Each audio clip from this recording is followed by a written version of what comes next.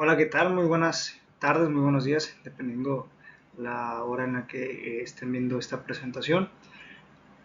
Hoy tenemos como tema en la presentación general sobre la filosofía de la ciencia de la maestría en metodología de entrenamiento deportivo de la Universidad de Londres, de la materia filosofía de la ciencia impartida por el doctor Dorges Heredia Guilarte. Yo soy Luis Kenneth Gagiola Campos, alumno del grupo 25.3, hoy 7 de septiembre de 2025. En esta presentación tenemos como contenido la concepción inductivista y positivista, la concepción falsacionista, la filosofía cosmovisional de Thomas Kuhn y la concepción anárquica de la ciencia de Paul Feyerabend. Bien, en esta introducción, la filosofía de la ciencia ha sido un campo prolífico de debate y reflexión, donde diversas corrientes epistemológicas han ofrecido visiones contrapuestas sobre cómo debe entenderse el proceso científico. Las teorías que se verán y explicarán describen diferentes formas de entender el método científico, sino que también aborda cuestiones profundas sobre la naturaleza del conocimiento, los paradigmas científicos y las dinámicas de la comunidad científica. Las ciencias tienen un método de estudio, tienen un concepto científico en el cual se basan para la obtención del conocimiento. Entonces hay diferentes maneras de obtener este conocimiento en base a diferentes teorías, en base a diferentes leyes. Cada filósofo que veremos a continuación tiene tiene maneras de obtener conocimiento. Empezamos con el primero, que es la concepción inductivista positivista. La concepción inductivista positivista se asocia principalmente con pensadores como Auguste Comte y más tarde con el positivismo lógico. Este enfoque sostiene que el conocimiento científico debe basarse en la observación empírica y la recolección de datos verificables, enfatizando la importancia del método científico como un procedimiento sistemático para construir teorías. Según esta perspectiva, las ciencias avanzan a través de la inducción. A partir de observaciones particulares se formulan generalizaciones y teorías universales. Es decir, lo que dice este párrafo, que todo conocimiento científico parte de un conocimiento empírico. En puesta en práctica, nadie nace siendo maestro, sino que uno aprende a ser maestro, a ser docente, en base a una observación. Y eso es para una labor, pero para obtener conocimiento también, porque primero lo observamos y después aprendemos a ejecutar lo observado. ¿Ok? Siguiente, en el inductivismo plantea que la ciencia es un proceso acumulativo, donde los conocimientos previos sirven de base para nuevos descubrimientos. Sin embargo, este paradigma ha enfrentado críticas significativas, especialmente respecto a su supuesta objetividad. Los críticos argumentan que la observación no es neutral y que las teorías previas pueden influir en lo que se considera observable. Es cierto hasta cierto punto, pero el origen de la observación no nace de un punto crítico. Pero el científico o la persona investigadora tiene que tener un punto neutro para tener el objetivo real de su observación. O sea, tiene que ser neutral, ni a favor ni en contra. Y esto nace con el objetivo de obtener el conocimiento deseado. A veces puede pasar por alto el conocimiento, pero se obtiene un conocimiento en base a observación. Y después de tanto observar se pueden formular leyes, se pueden formar teorías, pero no dejando de lado el conocimiento científico. Pasamos a la concepción falsacionista de Karl Popper. Karl Popper propuso la teoría del falsacionismo, que se centra en la capacidad de las teorías científicas para ser sometidas a pruebas empíricas rigurosas.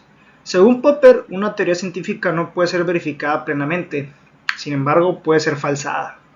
Esto significa que para que una teoría sea considerada científica debe ser susceptible, debe ser refutada mediante la experiencia. Esta idea desafía la noción inductivista de que las teorías son confirmadas por la acumulación de evidencias positivas.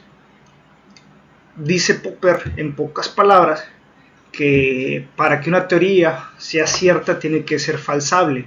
¿Qué quiere decir con esto? Que debe ser argumentada, debe ser estudiada, no por una sola persona, sino por varios científicos que sean investigadores.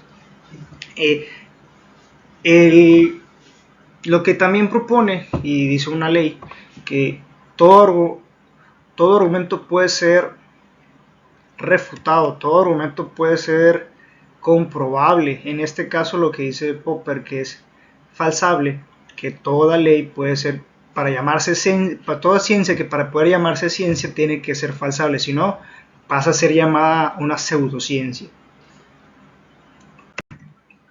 El falsacionismo ha tenido un impacto significativo en la práctica científica, promoviendo un enfoque crítico y autocrítico en el desarrollo del conocimiento. Sin embargo, también ha sido objeto de crítica, ya que algunos argumentan que muchas teorías científicas, especialmente las que tratan fenómenos complejos, no son fácilmente falsables, lo que lleva a cuestionar la aplicabilidad universal del criterio de Popper. Quiere decir que las ciencias, como no todas son observables, hay ciertos especialistas para ciertas ciencias, pues no pueden ser falsables, pero no quiere decir que no requieran ser falsables, y eso es lo complejo. Puede ser autocrítico, puede ser crítico, y cualquiera puede ser criticable, porque todos tenemos derecho de voz y derecho de pensamiento, solo que para este tipo de ciencias nadie puede ser objeto. Precisamente en el deporte todos tienen derecho de voz, todos tienen derecho de pensamiento, pero no todos pueden hablar con la ciencia cierta, como se dice. Entonces, y nadie se anima a hablar porque el movimiento, la biomecánica, la ejecución, la técnica, la táctica, el pensamiento crítico están por todos lados. Por eso en el deporte algunas cosas son falsables y otras cosas pueden que sí, puede que no sea falsable, está en duda. Y la filosofía cosmovisional de Thomas Kuhn en su obra seminal La estructura de las revoluciones científicas introdujo el concepto de paradigma como un modelo de práctica científica que guía la investigación en un campo particular. Kuhn argumenta que la ciencia avanza no de manera lineal, propone que el positivismo, sino a través de periodos de ciencia normal, en los cuales los científicos trabajan dentro de un marco teórico consensuado, sigue de crisis que conducen a revoluciones científicas. Estas revoluciones aplican un cambio de paradigmas que transforma completamente la forma en que se entiende un campo de estudio. Para empezar, un paradigma es un conjunto de ideas, teorías, valores y prácticas que sirven de referencia para comprender el campo del conocimiento. Entonces, para nosotros, para entender un conocimiento, hay que también entender las ideas, las teorías, los valores y las prácticas para comprender y obtener el conocimiento. Si no, pues ahí estamos nulos. También Kuhn destaca la importancia de factores socioculturales en el desarrollo de la ciencia, sugiriendo que las creencias y valores de una comunidad científica influyen en que se consideran válida o inviable. Esta visión contrasta fuertemente con la idea del empirismo objetivo y presenta una imagen de la ciencia como un proceso más complejo y subjetivo. Lo que trata de decir Kuhn es que no es lo mismo un científico de una región a un científico de otra región, porque tienen diferentes valores, diferentes culturas, diferente educación, vaya la redundancia. Y esto afecta también la forma en cómo ven las cosas, porque ellos también, a obtener el conocimiento de manera empírica y no científica, a la hora de desarrollar el método científico pueden encontrar conflictos, uno y otro. Por eso es la manera de cómo ven las cosas, también radica en su cultura, las personas que los rodean. También destaco que a un autor, no recuerdo el nombre, que dice que somos o nos comportamos de la manera como nos comportamos de las 6 personas que nos rodean totalmente. Entonces, como no nos rodean las mismas personas a los científicos, pues cada quien va obteniendo diferentes valores, diferente manera de adquirir conocimiento. Y eso es lo que intenta decir Kant. La concepción anárquica de la ciencia de Paul Feyerabend. Paul Feyerabend llevó las críticas al racionalismo y al positivismo en un nivel con su propuesta anárquica de la ciencia en su obra Contra el método. Feyerabend argumenta que no existe un único método científico que se aplique universalmente. Sostiene que la diversidad de enfoques y métodos es esencial para el progreso científico y que restricciones a la creatividad y la innovación pueden ser perjudiciales. Para Feyerabend, la ciencia no debe considerarse una práctica monolítica regida por reglas estrictas, sino un campo diverso y plural en el que coexisten múltiples metodologías. No es lineal, no es estricto, no tiene un proceso claro, pero no deja de ser ciencia al final de cuentas, como lo dice Feyerabend. Entonces, todo puede ser llamado ciencia. Feyerabend critica tanto el positivismo como el falsacionismo, acusándolos de ser dogmáticos. Aboga por un enfoque más abierto y flexible, argumentando que la historia de la ciencia está llena de ejemplos donde se ignoraron o rechazaron las normas establecidas en favor de nuevas ideas que desafían el status quo.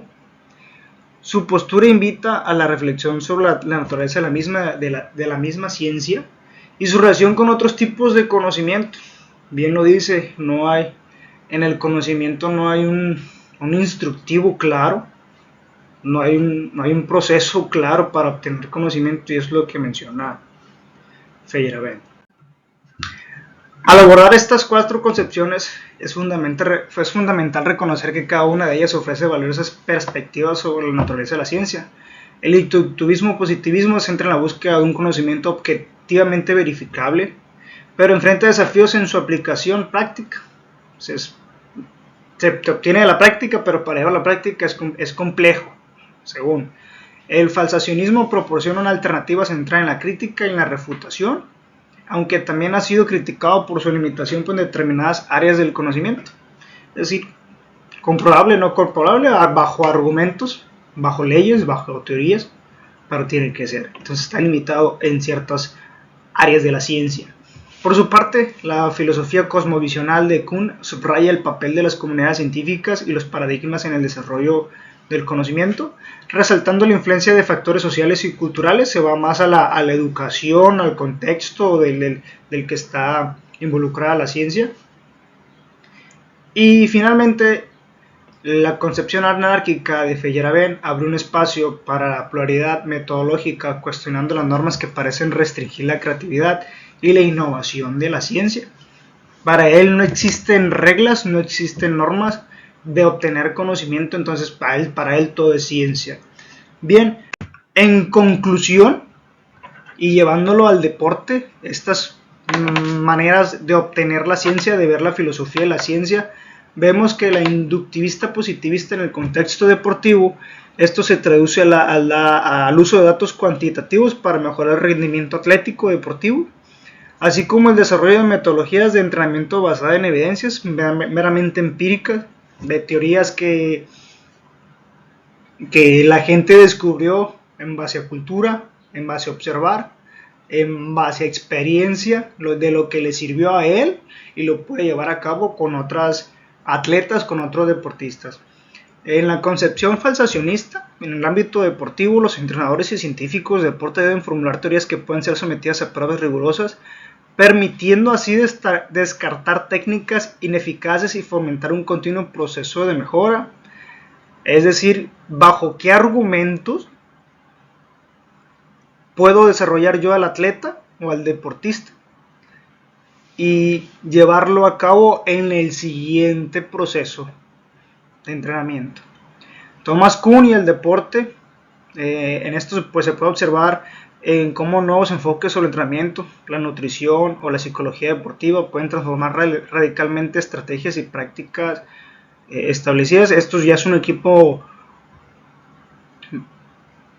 multifactorial, un equipo dinámico, donde no solamente se centra atleta-entrenador, puede ser un triángulo, un cuadrado, donde aquí en México antes se llamaba estudiantes del centro, entonces nosotros llevaríamos a cabo deportistas al centro, donde el equipo multidisciplinario, tanto fisiólogos, metodólogos, entrenadores, psicólogos, nutricionistas, médico del deporte, entonces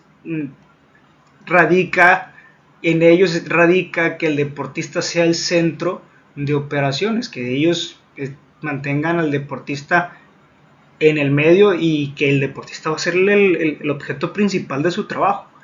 Y finalmente, Paul Feyerabend, en su visión, puede ser especialmente relevante en el deporte, donde la diversidad de enfoques y la creatividad en la práctica son esenciales para el proceso, destacando que no se debe limitar a la innovación a paradigmas preestablecidos. Para él, nada está escrito en el deporte y tiene parte de razón, porque así como puedo utilizar una metodología de entrenamiento con un deportista digamos en un deporte de contacto, de combate, pues con otro deportista me puede ser provechoso, me puede ser de gran provecho, perdón, que utilizar otra metodología de entrenamiento, mismo peso, mismo deporte, pero diferentes cualidades físicas, diferentes cualidades técnicas.